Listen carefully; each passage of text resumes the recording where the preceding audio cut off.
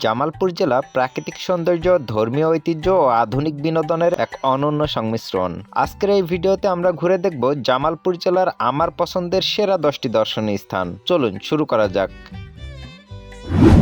লাউচাপাড়া পাহাড়িকা বিনোদন কেন্দ্র। প্রাকৃতিক পাহাড়, সবুজ বন আর মনোরম পরিবেশে ভরপুর এই স্থানটি পরিবার ও বন্ধুদের নিয়ে ঘুরে বেড়ানোর জন্য অত্যন্ত জনপ্রিয়। Lewis village resort and park. আধুনিক রিসোর্ট সুবিধা, পার্ক ও বিনোদনের জন্য এটি জামালপুর সদরের অন্যতম আকর্ষণীয় স্থান। হযরত শাহ জামালের মাজার।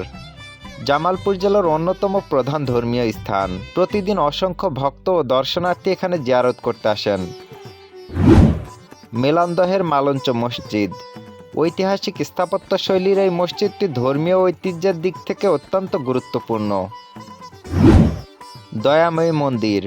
হিন্দু ধর্মাবলম্বীদের একটি প্রাচীন ও পবিত্র তীর্থস্থান, যা ঐতিহ্য ও স্থাপত্যের নিদর্শন বহন করে। গান্ধী আশ্রম। মহাত্মা গান্ধীর স্মৃতি বিজড়িত এই আশ্রমটি ইতিহাসপ্রেমী দর্শনার্থীদের জন্য বিশেষ আকর্ষণ। Jamuna city park.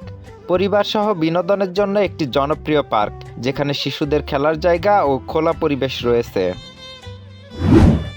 শেখ হাসিনা সাংস্কৃতিক পল্লী। সংস্কৃতি, ইতিহাস ও মুক্তিযুদ্ধভিত্তিক বিভিন্ন কর্মকাণ্ডের জন্য নির্মিত একটি গুরুত্বপূর্ণ সাংস্কৃতিক কেন্দ্র।